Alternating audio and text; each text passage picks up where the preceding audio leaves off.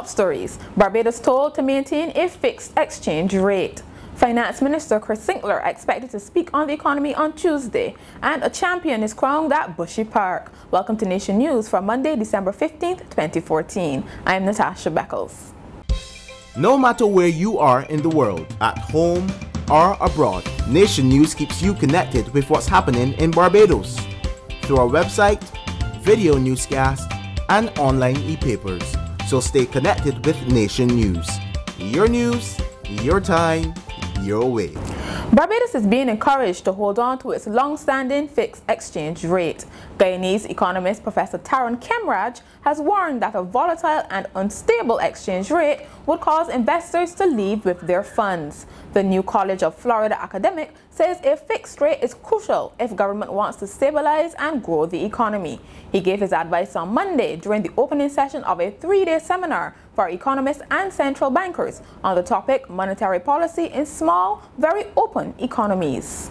Meantime, Minister of Finance and Economic Affairs Chris Sinclair is expected to deliver a ministerial statement on the economy on Tuesday. This is a departure from the annual budget presentation to which Barbadians have become accustomed and which is often met with much fanfare. Commerce Minister Donald Innes told Nation News he expected Minister Sinclair to report on the 19-month fiscal restructuring program, which is due to end in March, and to give some indication of the way forward.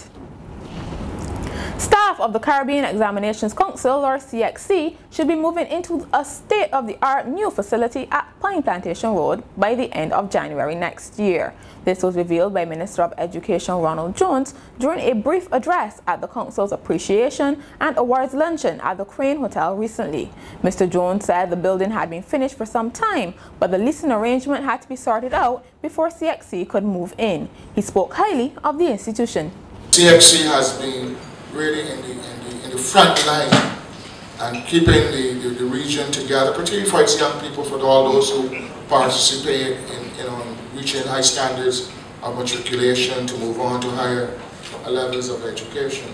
And you should be undoubtedly be very, very proud of yourself. We've seen substantial change in the organizations over time, the number of examinations to be written, the number of students who have accessed the various examinations done via the Caribbean Examinations Council. And in fact, you lead in one or two ways among all the examination councils or bodies of the world, so you should be exceedingly proud of that kind of achievement. A consultant with the psychiatric hospital is urging Barbadians to be their brother's keepers during this holiday season. Dr. Brian McLachlan told Nation News Christmas can be a time of depression and anxiety for those who are alone, especially the elderly. He suggested that individuals visit them, assist them with meals, or help with cleaning up around the home.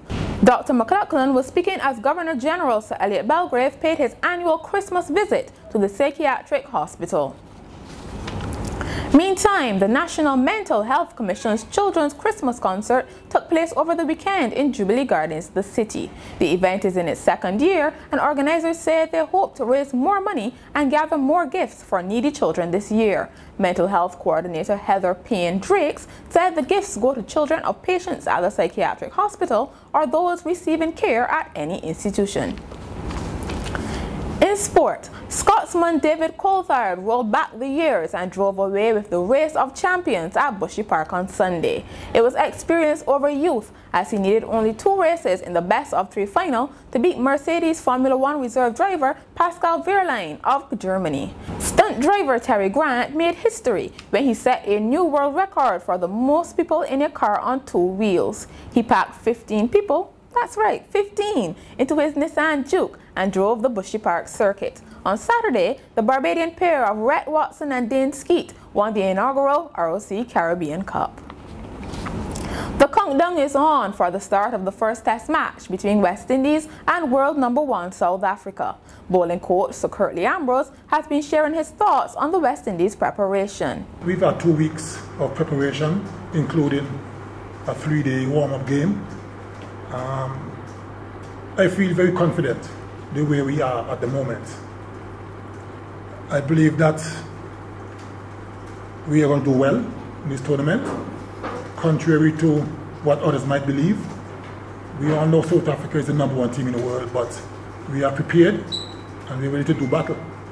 Security also refused to be drawn into whether left-armers Suleiman Ben and Sheldon Cottrell would play.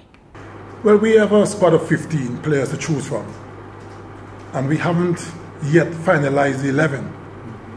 The good thing about it, we have all 15 to choose from. Everyone is fit and healthy and looking good, so we will just try to pick the best 11 possible for the first test.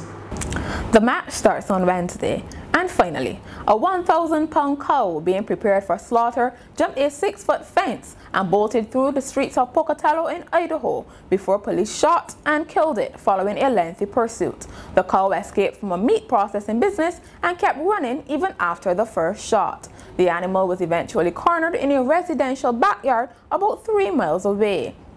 Police say the cow was shot because it posed a safety risk. So much for that attempt to prolong its life. But that's Nation News for Monday. For more, log on to nationnews.com as well as YouTube, Facebook, and Twitter. And get your Daily Nation on Tuesday.